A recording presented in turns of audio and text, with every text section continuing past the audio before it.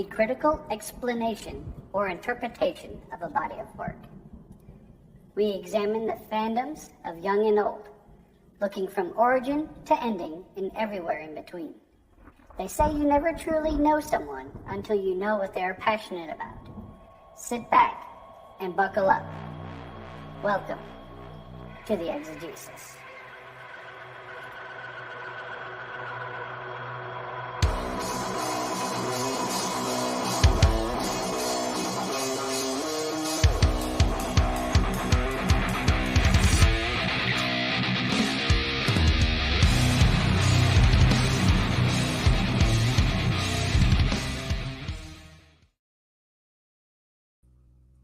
It is Thursday, March 14th.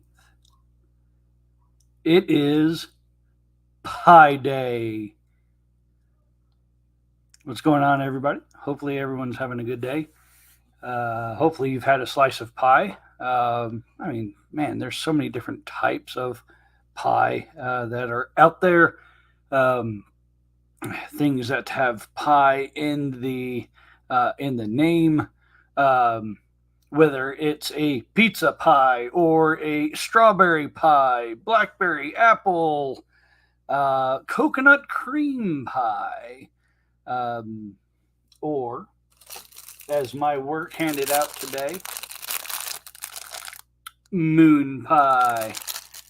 So yeah, man, hopefully everyone is having a fantastic day. The music that started off the show was Pure Imagination, as sung by Gene Wilder, from the 1971 movie. One of my favorite songs. Absolutely love it. But yeah, hey, we are live here on a fantastic evening. Welcome, Megan, to the chat. Chocolate.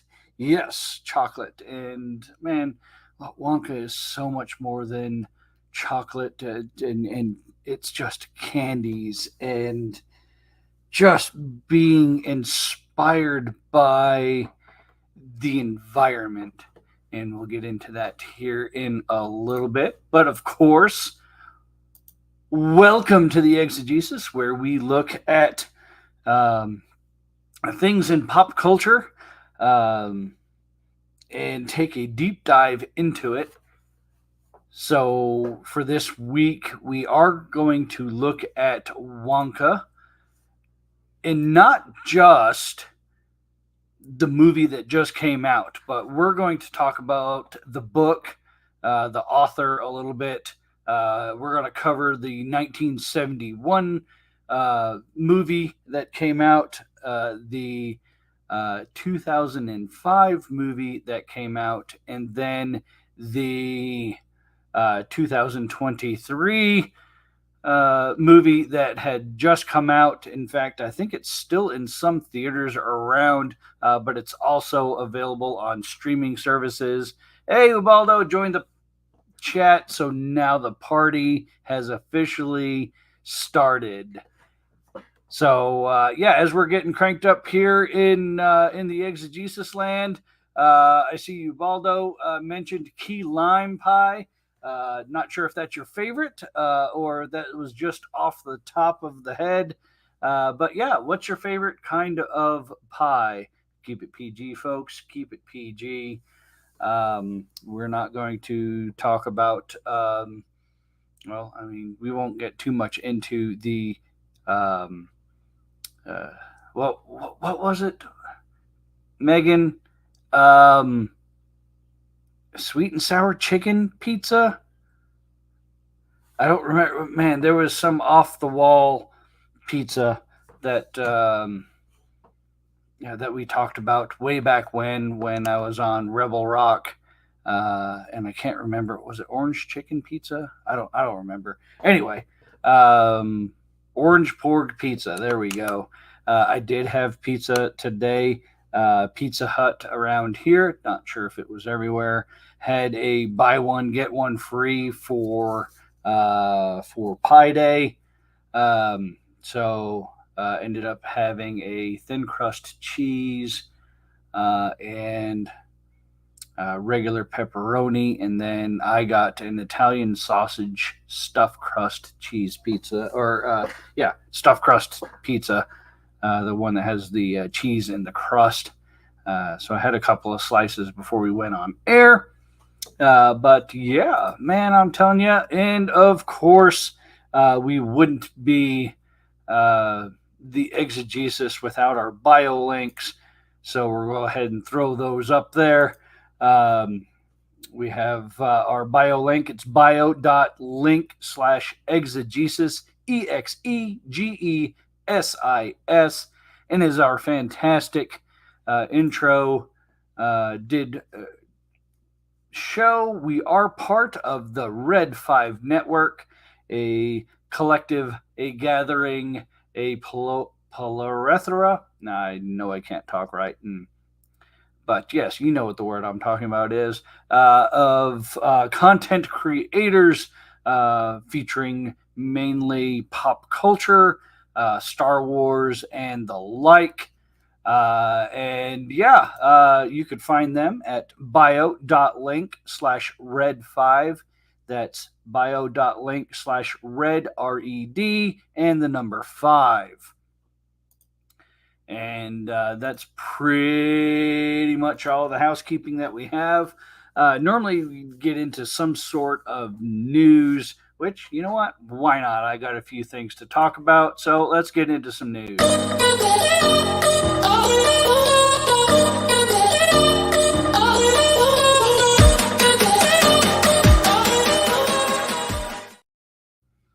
All right, news this week. We're going to talk about a few movies that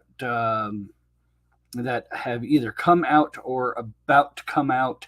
Yes, Megan, I am not a thin crust fan, but my wife and kids are. So if I'm going to get a pizza, I'm going to get a thin crust so they'll enjoy it.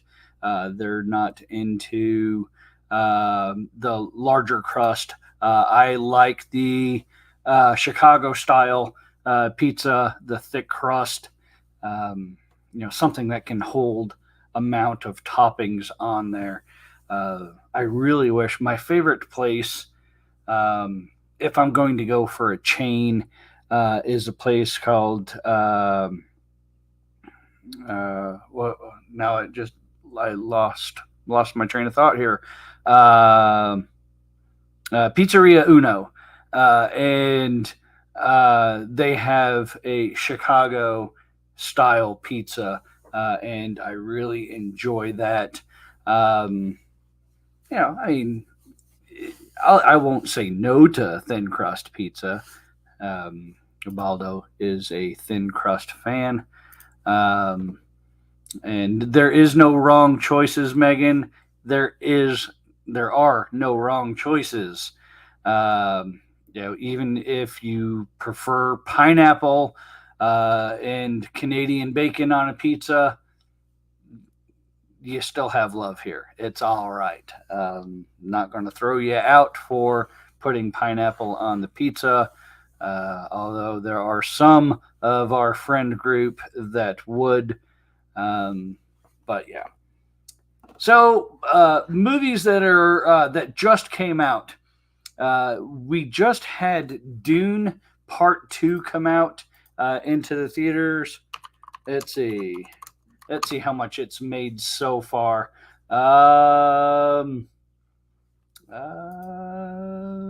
Where is? Now I can't find it. Dune Part 2. All right.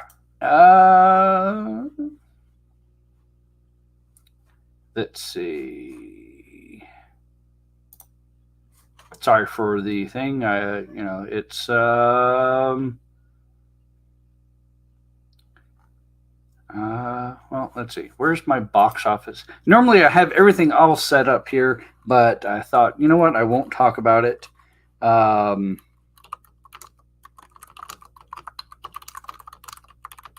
but we'll. Here we go. All right.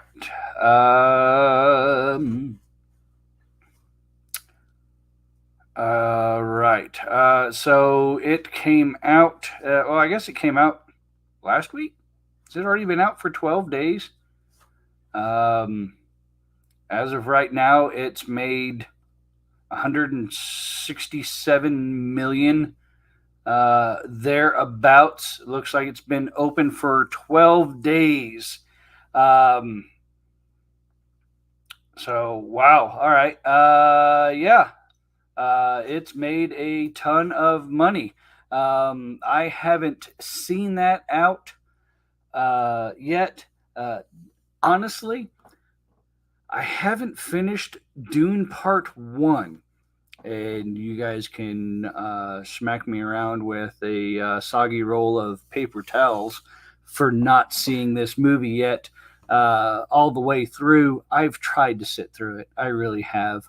I get about 3/4 of the way um, into Dune Part 1, and I fall asleep every time. I think I've tried 4 or 5 times to watch this movie, and what it doesn't matter the time of day either. It could be as soon as I wake up, or in the middle of the day, or early evening. I just, for whatever reason, I can't get into this Dune uh, series, and I'm not sure why.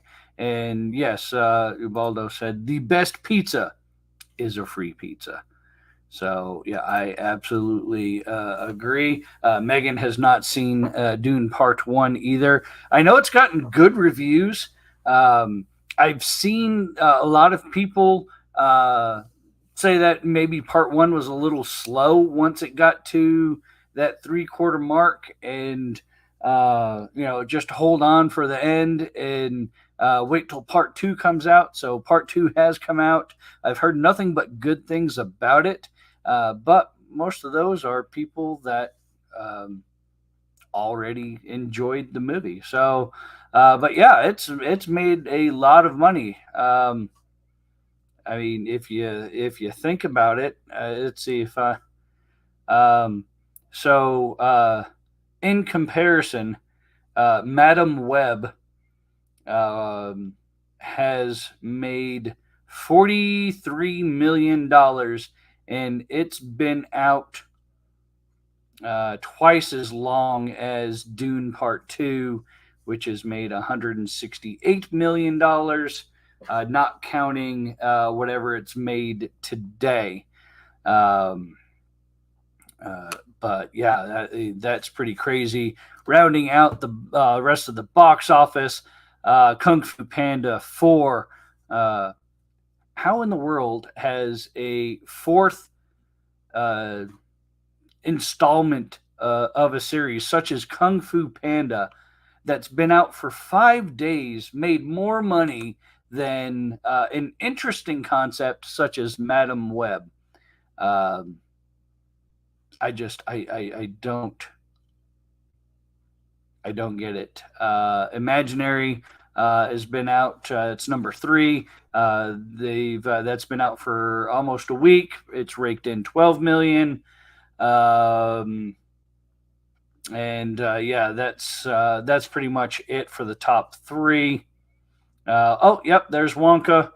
Wonka has been out for 3 months and has made $217 million. That's a lot. Uh, you know, yeah, it's all right. Um, the other movie has not come out yet, and I posted this in our Red 5 chat. Now, I won't get into spoilers, Megan, so you can stick around if you'd like. Um, other than a general, I guess, plot, not even necessarily plot, but premise of the movie, which I think most people already know. I won't get into too many details other than general principle stuff. But yeah, I think those are common knowledge and can be seen from the trailer. So you don't have to worry about too many details there. So you can stick around for that. I promise I won't get too spoiler heavy. But yeah, so the second movie hasn't come out yet. I talked about it a little bit in our Red 5 chat. I've been hesitant to post in Twitter or whatever you want to call it. Um, and that is The Crow remake dropped a trailer, and I think it came out today. I saw a bunch of people talking about it. At least the full length trailer came out. And it's starring Bill Skarsgård, who played Pennywise in It, and a couple of other movies. Um, and then I don't even know FKA Twigs. I don't know if I'm saying that right. I don't know if that's the actual person's name. Never heard of them before, so I don't know what's going on with that name. Maybe they're like a rapper or something. But yeah, let me. In fact, I'm going to look that up. Let me see. FK, which is normally firmly known as. All right, FKA Twigs is a British singer, songwriter, and dancer. I don't. I mean, the name doesn't really. I don't. That makes my head hurt. It really makes my head hurt. Anyway, regardless of who's in it, so they're remaking the the Crow, which was done in, I believe, 1994. Yes, 1994, starring Brandon Lee, Bruce Lee's son, who tragically died on the set, which was based on a graphic novel that from created by James O'Barr.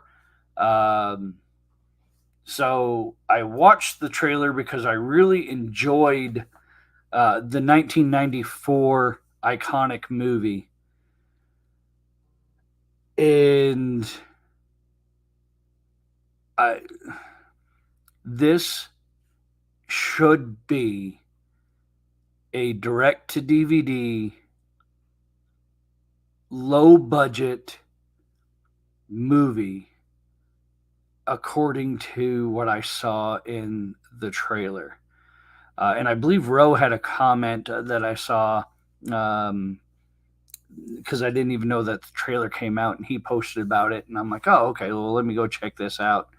The trailer tells you everything that you need to know. The trailer is the movie.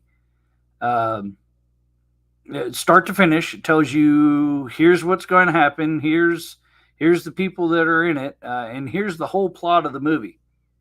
It leaves nothing to the imagination, absolutely nothing. And the first one was done so well, even with the tragedy, and was so iconic. Even the music on it, I had the music CD. It was absolutely incredible. It was really industrial, and yeah. But this one just looks like hammered dog crap. I really can't believe that they're putting this out. Uh, they tried to remake the movie with different installments to carry on, which is probably what they should have done. Allude to the original movie, create new characters and a new story to go along with it. Reference back the 1994 one, but no. The characters, you still have Eric Draven, you still have Shelley Webster, everything else is exactly the same as what it was, just different actors playing the part. I don't understand it. I don't get it. Um, if they're going to do a money grab to try to get, uh, just to, fill their coffers full, make it original. But it looks absolutely awful. But yeah, all right. So there's my bashing on the news. Still need to watch Dune 2. Still need to watch Dune 1. And not excited about watching the Crow remake. In fact, I probably will avoid it. Yeah, almost as much as Cam should avoid Adam's mom. We'll just put that out there into the universe as well. Maybe we'll get a Cam sighting. I don't know. You never know. Maybe we'll get an Adam sighting, or an Adam's mom sighting, or a Cam's mom sighting. Down the rabbit hole we go. Anyway, all right. So our main topic: Willy Wonka, or Wonka, Charlie and the Chocolate Factory. It's gone by many names, but originally it came from the mind, and I'll probably butcher this name as I am really good at doing, Roald Dahl, Roald. It's very similar to my name, Donald, Donald, but it's Roald, maybe Roald. I don't Dahl. Yeah, he wrote this back in, and I had it. Where is my? There it is. Back in 1964. A lot of people are like, "Oh, I've heard the name, and I'm pretty sure I've heard Wonka, but really don't know what else that he's done." Just to give you a full, well, not full, but a general sense of things that you've probably heard of, but might not have realized that it was by the same person. So we have Charlie and the Chocolate Factory, Matilda, which my kids just watched Matilda again, James and the Giant Peach, The Witches, Fantastic Mr. Fox, the BFG, and that's not Big Freaking Giant, that's the Big Friendly Giant, the Twits, and George's Marvelous Medicine. He was a naval aviator in World War II. After retiring from the war, he settled down and started writing, and really came out with a lot of fantastic ideas for entertainment. He ventured into live action things as well, plus all of his children's books. Now, he isn't without, I guess, scrutiny or controversy. Hey, Andrew's in the chat. Welcome in, Andrew. But But yeah, he's had some controversy with how he describes things. Um, there was some other comments attributed to him that could have been racial, and some say that he has sexist stereotypes. But I'm just looking at Wonka in this avenue. I'm not going to do a retrospective on the actual person, other than he's the one who created it. So yeah, where to go from here? All right, so I guess we have um, the book is the one that came first. And the book, again, started in 1964. It features the adventures of young Charlie Bucket inside this chocolate factory of the eccentric chocolatier Willy Wonka. Um, it was said that the story came about because of Mr. Dahl's experience of chocolate companies during his school days. And I can understand that. Um, I grew up in the 80s. Yes, I know I'm old, but that's okay. Um, in New England, we had these things that were normally there was one in every large neighborhood. So even in a city, you would have several. And they were penny candy stores.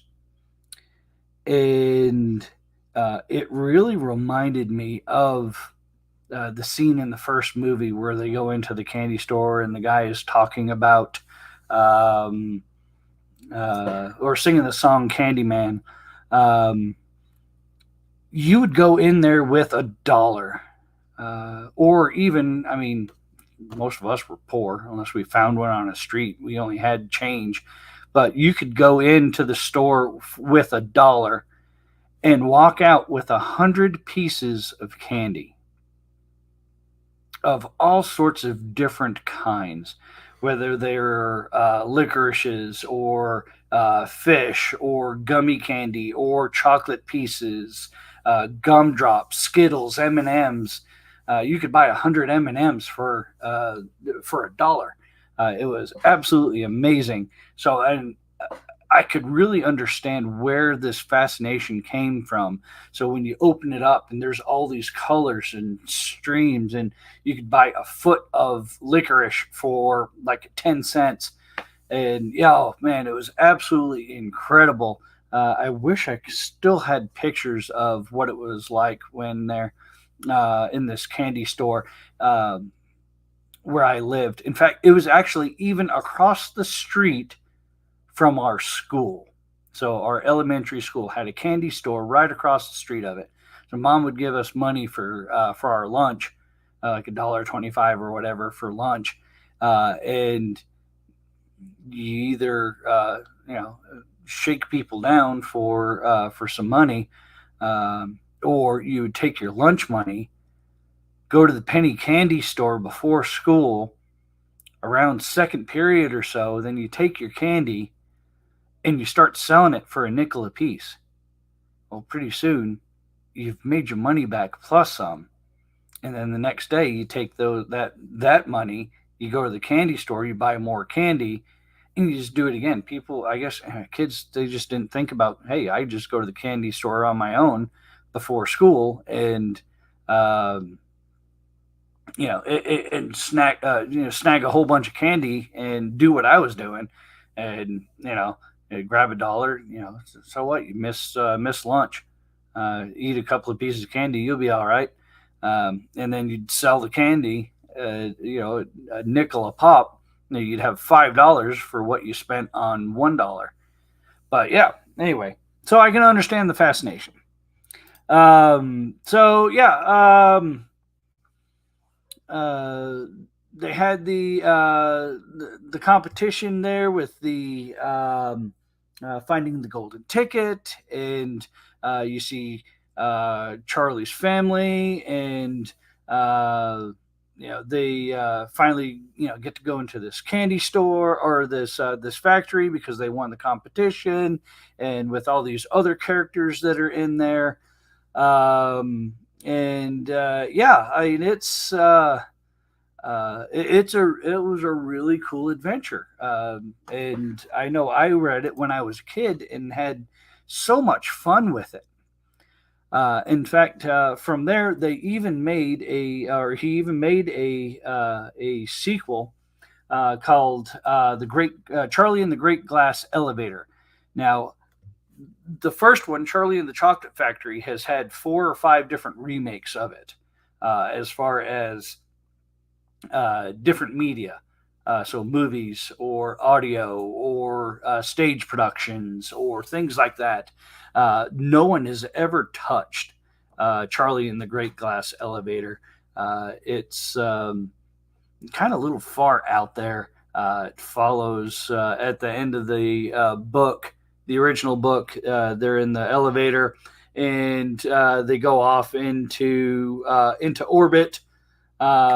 And yeah, it gets pretty crazy, and then there's space aliens in there, and Wonka and Charlie end up saving the day, and then get invited into the White House for saving the day, which is where the third book was going to come into. And Charlie in the White House was the name of that one.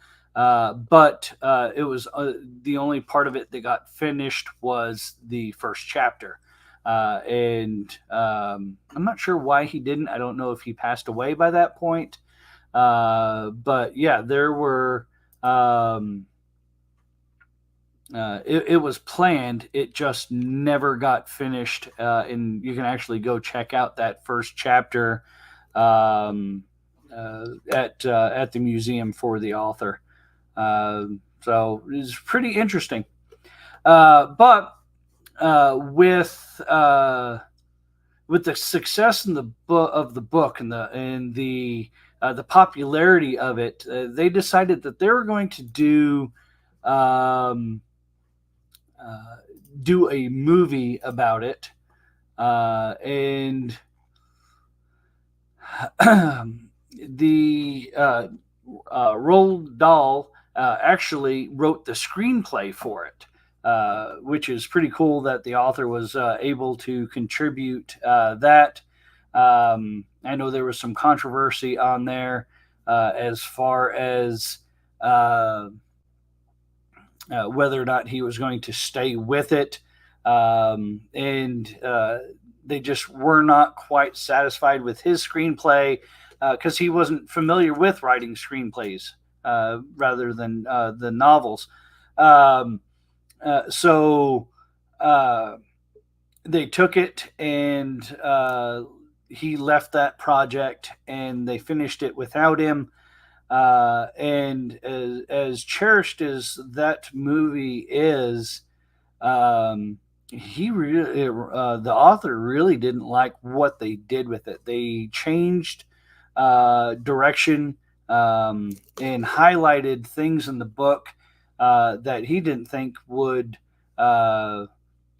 be very compelling.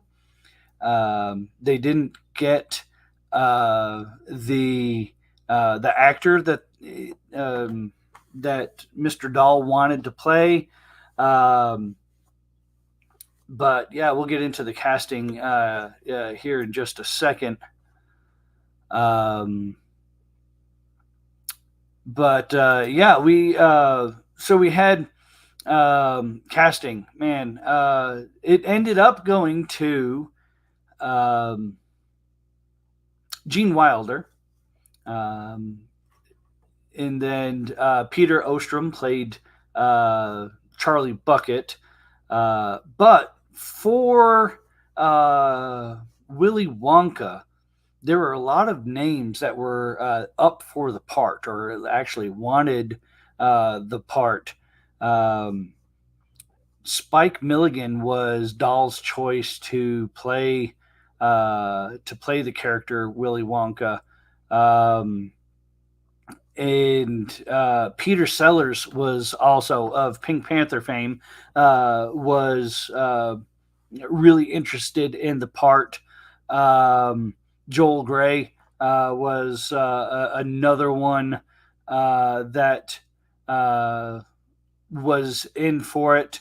Uh, and for whatever reason, he just didn't have the stature of it because he was thin and short. He was only 5'5". Um, Fred Astaire wanted the part, but he was getting older. He was 72 at that time, and so there were concerns about that. Um, and when they did the auditioning for Willy Wonka at the Plaza Hotel in New York, um, Gene Wilder came in, and the director Mel Stewart was just so captivated by his look and um, just the gleam in his eye and the way that he held himself, uh, and offered him the job right away. Uh, and he Gene Wilder said, "You know what? I want. I'll do the role, but there's one caveat. There's one condition that I have to do in order to take this role." And that's when he said, "I want to make my entrance, and I want to be limping with a cane." And as the crowd, kind of gasps and starts to whisper, the cane gets stuck in the ground, and I'm walking without it. And then I do a somersault and raises himself up to, the crowd to cheers. And the director's like, "Why in the world would you want to do that?" He's like, "Because by that time, no one will know if I'm lying or if I'm telling the truth." And he got the role. Um, there were other few things in there that Gene Wilder crafted to himself, such as his clothing. The pants had to be just so. He loved the hat that he had, but said it was just a little too tall. You need to cut it down by like 2 inches. And of course they did. So, yeah, it was pretty cool to see. The other one that other big name that wanted to be in there was Sammy Davis Jr. Wanted to play in the movie. He wanted to be the candy man or the candy store owner, but they thought that he was just too big of a star by that point, and he would, of course, all eyes would be on him for that one. And of course, he did make the song "Candyman" into a big hit afterwards. But yeah, the filming for the first movie was done in Germany. Very iconic. Other notable things that we saw in this movie also was the chocolate room, and I believe this is where Goonies got their idea from as well. None of the kids, well, save one, were not allowed to see the set for the chocolate room until that scene when they filmed it, because they wanted all the reactions to be authentic, and you could definitely see in there how their faces just light up and go crazy. And I couldn't even imagine just that first peek into it. The reason why I called out Goonies was they did the same thing with the pirate ship in Goonies.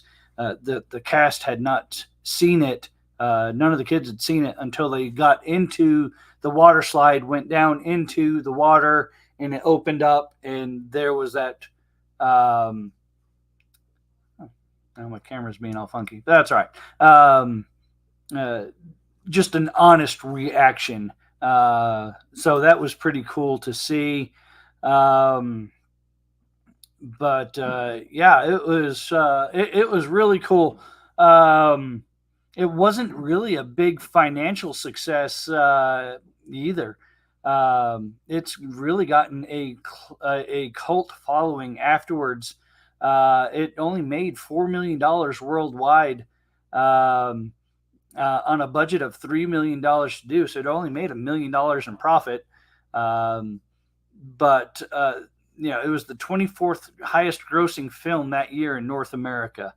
But there was a lot of um, tie-ins that went along to it. Whether it's the Quaker Oats candy factory kit that it had. Tie-ins with different cereals, Wonka bars actually being released as actual chocolate. Yeah, it was pretty cool.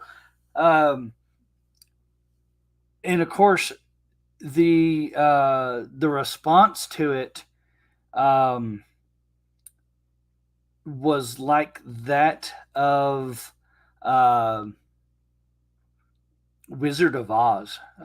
It's the bet. It was told or said. Who is it? Siskel and Ebert uh, gave it four out of 4 stars.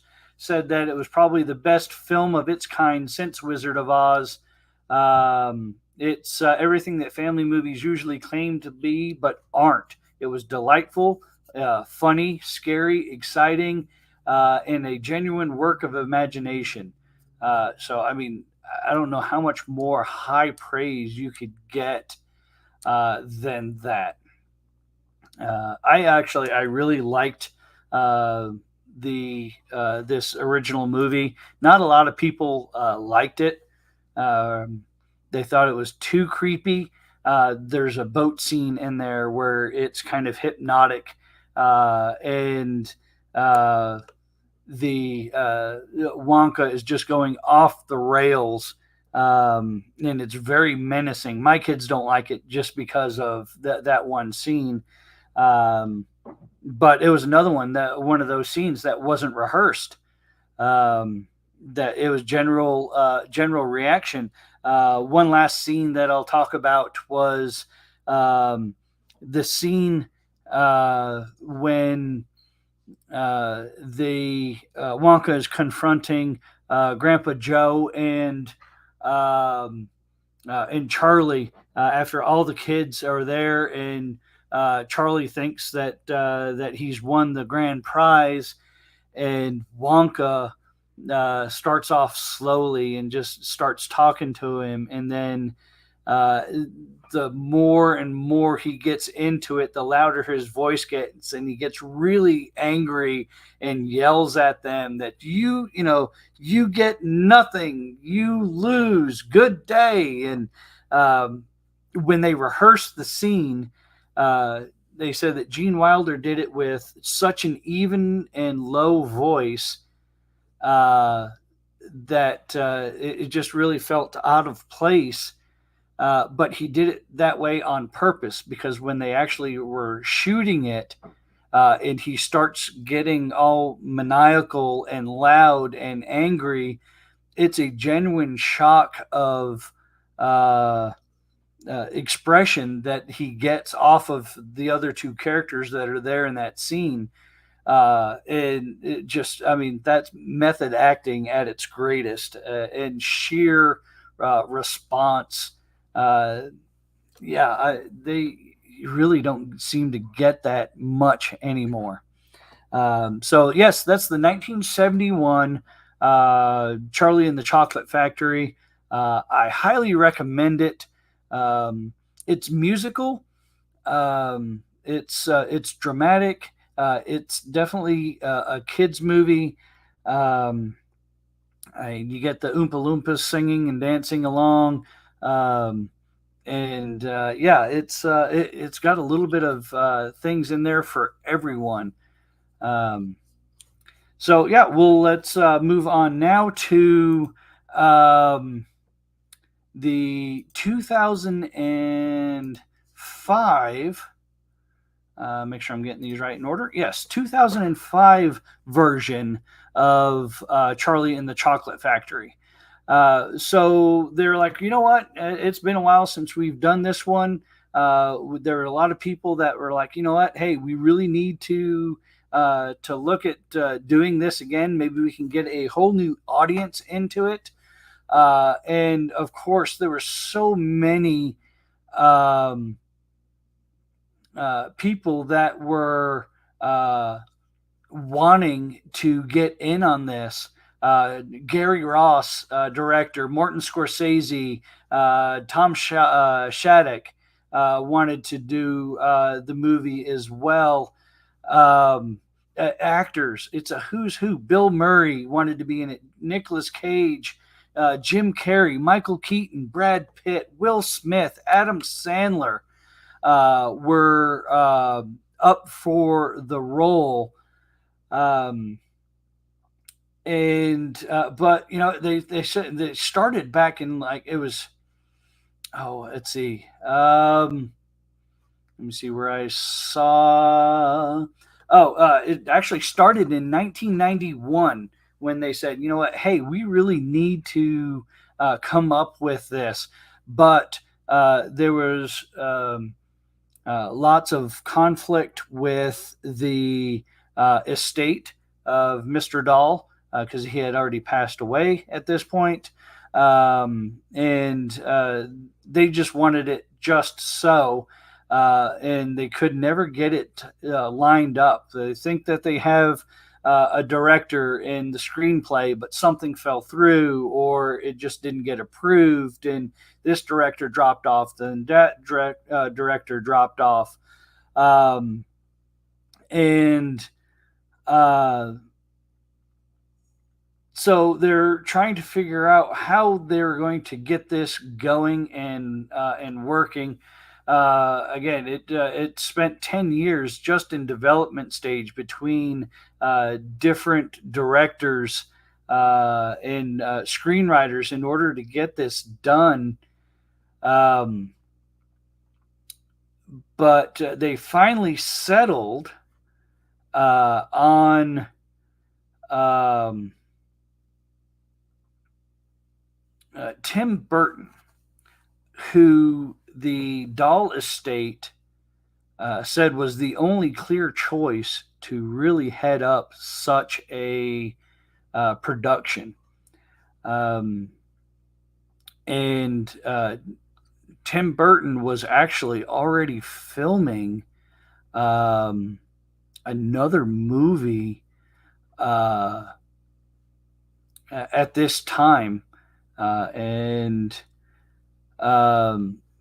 He ended up doing both movies, which I don't know how a person could do this, but I'm not even sure what the other movie was that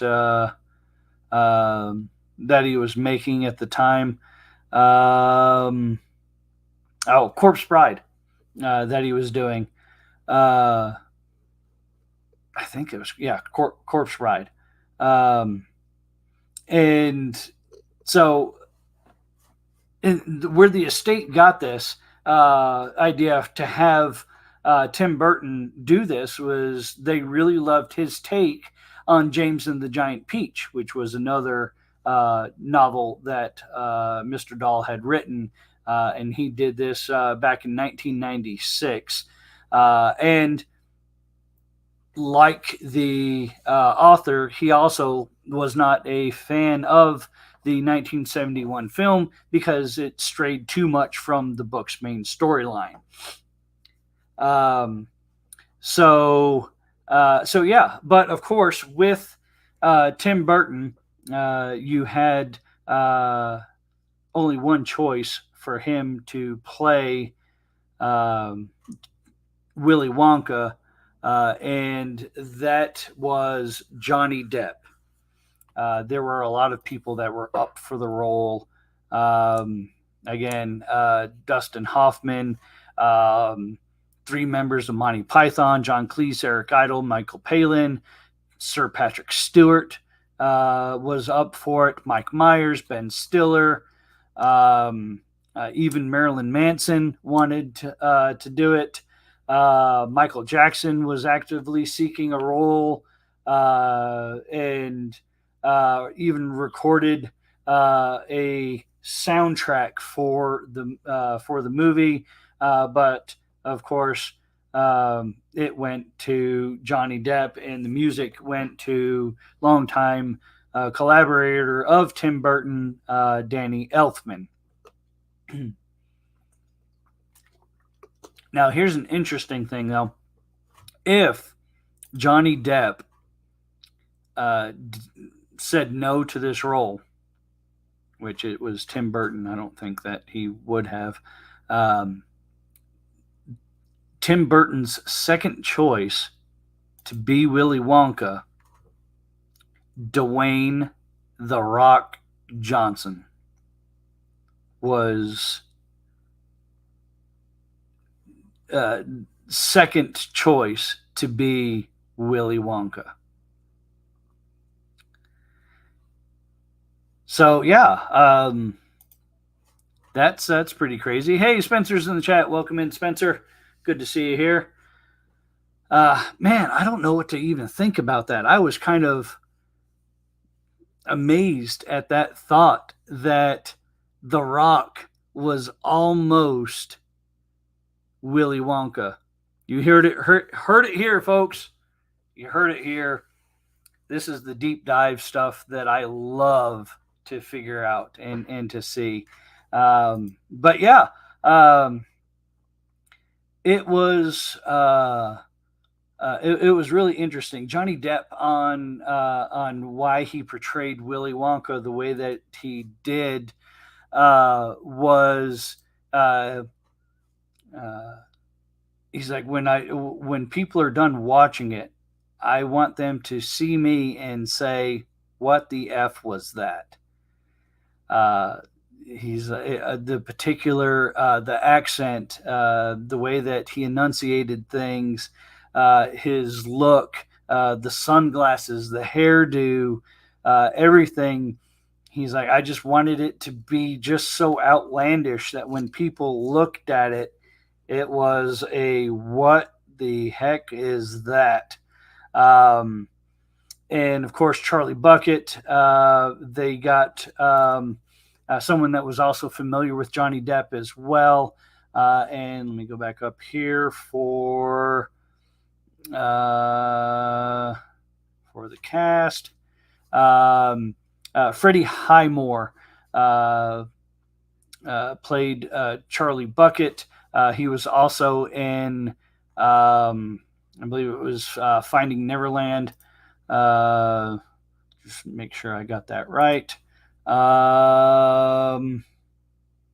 Yes, Finding Neverland with Johnny Depp. So he already knew about his idiosyncrasies that go into there.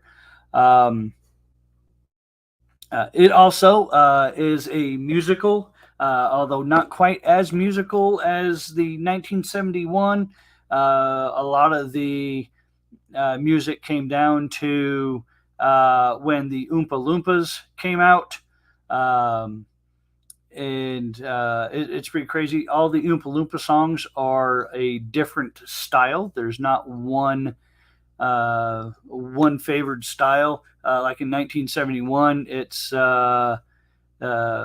basically the same repeating pattern over and over every time that they sing. And this one, the first one was like Bollywood, and then they did a jazz one, and then they did a rock one. It was just so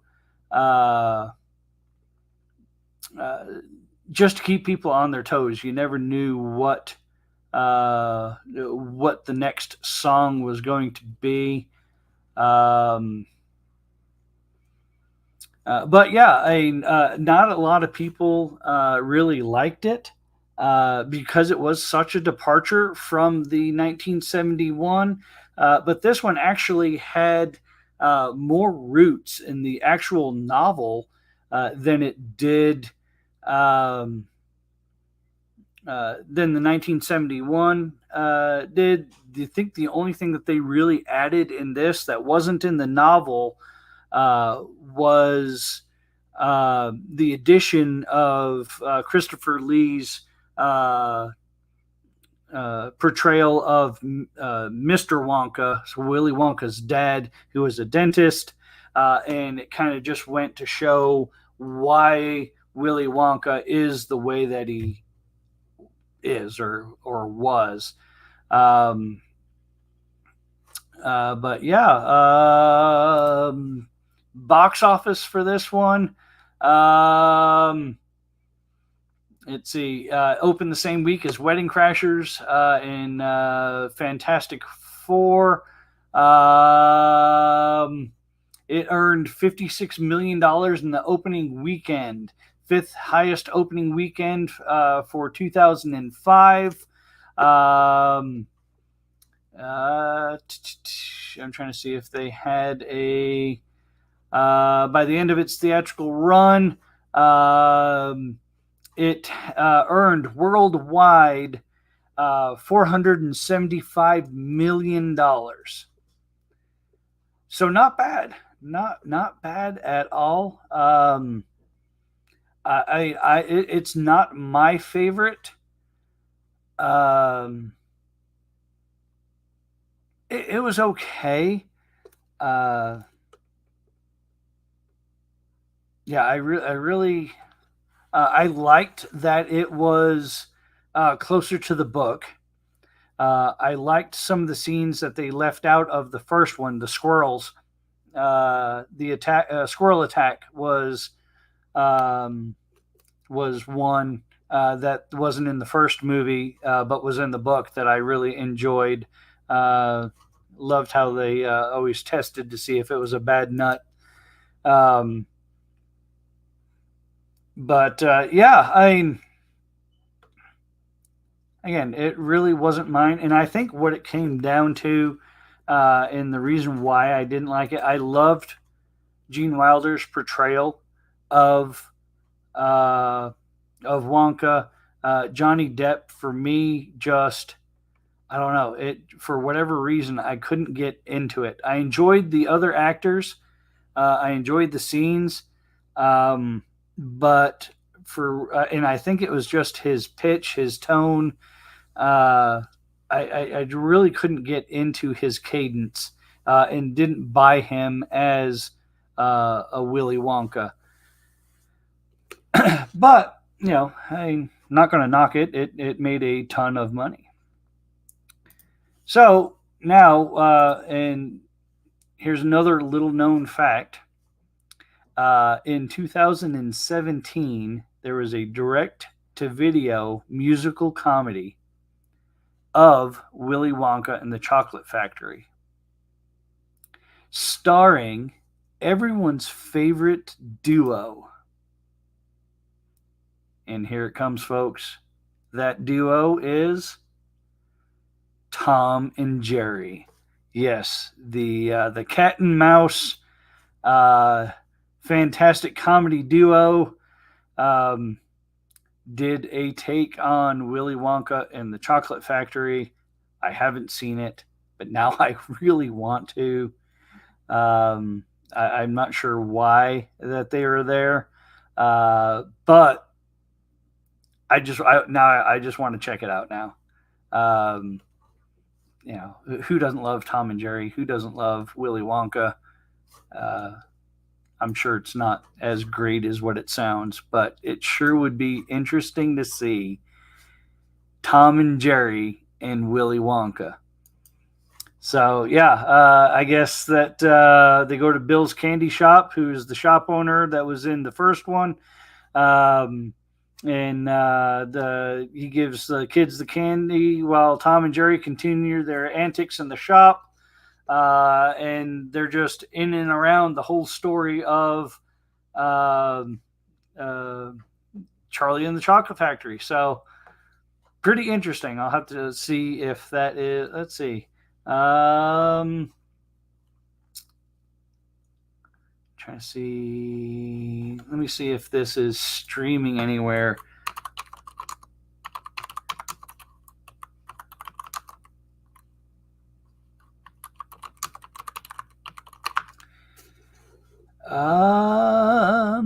I know you can get it on Amazon Prime. It looks like if you have Prime, it's free. You can get it. Looks like $3.99 most anywhere else. Fandango, YouTube, Apple TV,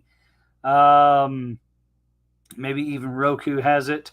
But yeah, pretty interesting. So hey, you know what? Why not? You're bored on a rainy day. You're looking for something you probably haven't seen. Uh, Tom and Jerry and the Willy Wonka in the Chocolate Factory. All right.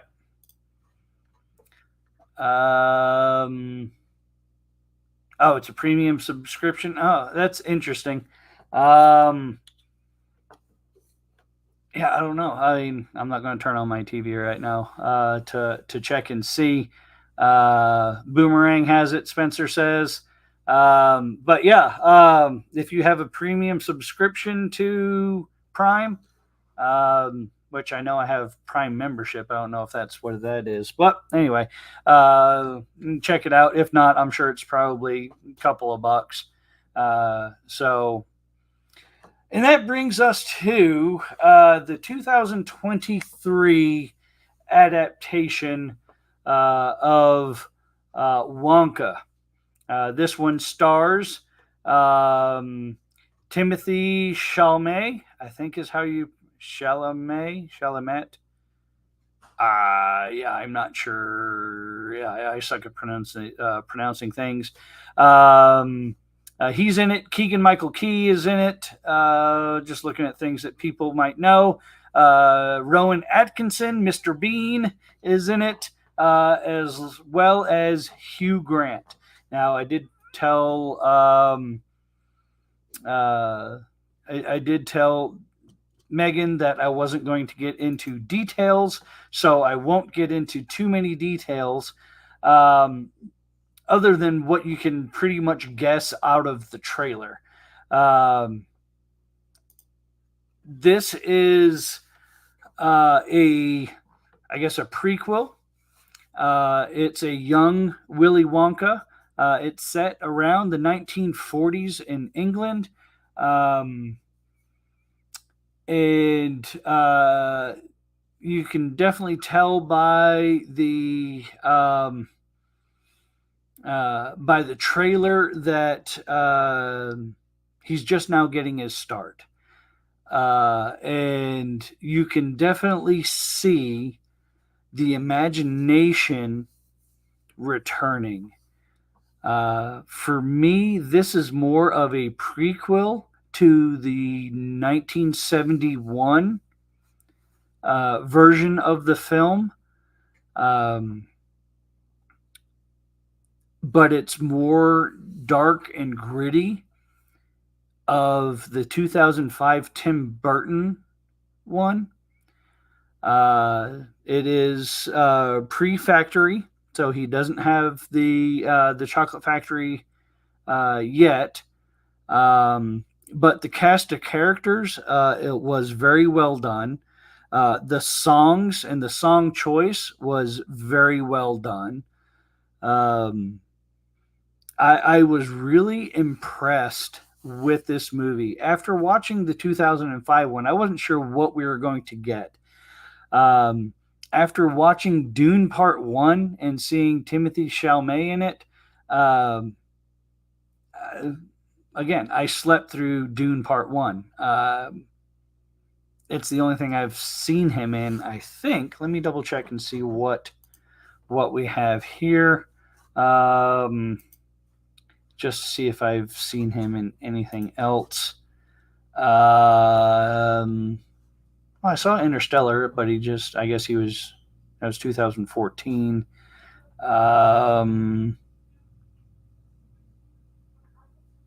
I heard Lady Bird, but I don't think I saw it. He played Laurie in Little Women. Dune, Part 1 and Part 2, and Wonka. Yeah. He was in Don't Look Up. Um, I don't really remember him in that either. Anyway, so yeah, to me, I guess fairly forgettable. I really don't know much about him, but I did like his portrayal in this one. I could see a Gene Wilder comparison for this movie. And then, of course, I closed it down. So let me get the box office again, just to see where it is.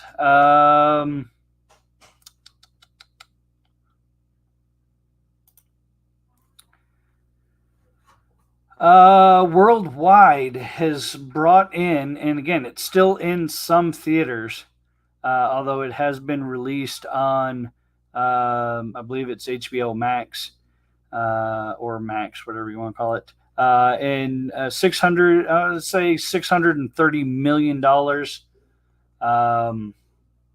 Let's see. And I'm going to compare that to the other one.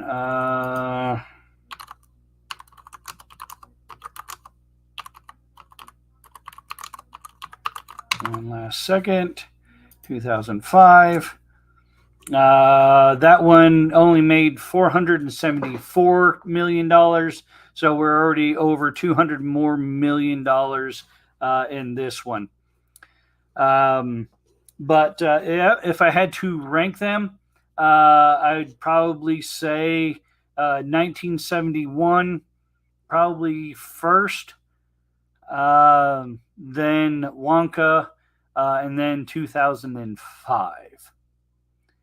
So yeah, I mean, please go check out Wonka. Go check out Charlie and the Chocolate Factories. Go read the book. I mean, the book was amazing. I know they changed some of the wording in the later books, but to make them more PC. But yeah, it's a good story. So go check it out. And hopefully you enjoyed my recap of the book and the movies. You learned something new, like there was a Tom and Jerry movie, and that The Rock could have been possibly Willy Wonka. But make sure you stay tuned for WSTR Radio on the Red 5 dial. They are going to look at the collective work of Michael Stackpole, who has written several Star Wars books, and they're going to look at his contributions to the Star Wars universe. So yeah, until next week, take care of yourselves and each other. Have a good one.